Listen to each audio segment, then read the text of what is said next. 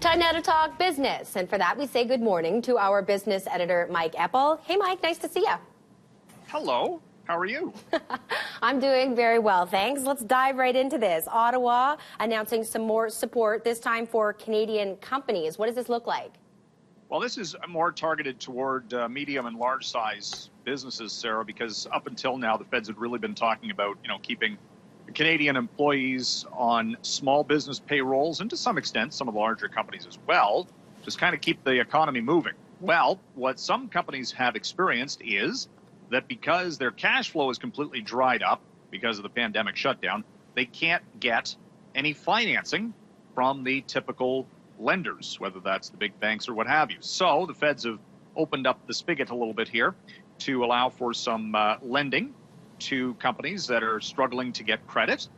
The catch, if there is any, is that these companies can't do stock buybacks. They can't do anything with their dividends. They have to keep their executive compensation at certain levels. So there are some cost control measurements. You can't just basically borrow money and then lend it out or give it back to shareholders or anything of that nature. So, theoretically, it could be targeted toward the energy sector, because I have to figure that a lot of the companies in the oil space have probably run up to some financing restrictions because of what's happened with the price for oil and just the state of the global economy.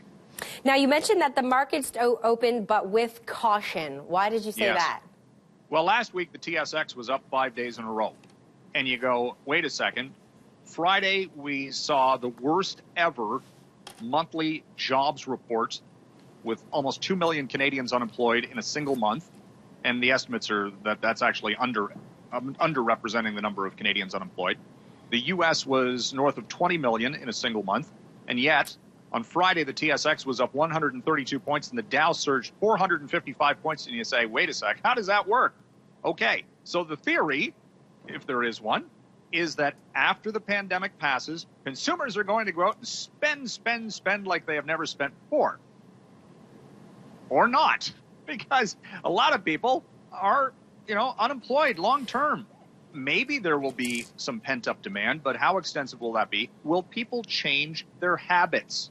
Because it's all been about shopping, when, after 9/11, or the financial crisis, all these things, go out and spend, right? Interest rates drop to record lows, get consumers going. That might not be the case. So that's why we're seeing a little bit of hesitation in the morning trade.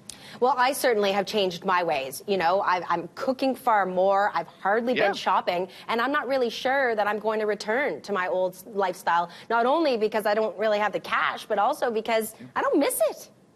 That's right. And another indication this morning, a survey out of the States, 70% of American households are now cooking from home, eating, dinner around the kitchen table. And that sure was not the case before any of this, the pandemic shutdown, right? And they're maybe getting takeout. They're going through drive-through. Not as much delivery as you might expect. There's a lot of changes underway here in the economy, and it's going to be interesting to see exactly how long these trends do last. All right, Mike, we're going to leave it there for today, but I'll see you at the same time tomorrow. All right. Thank you. You can hear more from our business editor, Mike Eppel, on 660. But right now at 8:13, let's go ahead and take a look at the markets.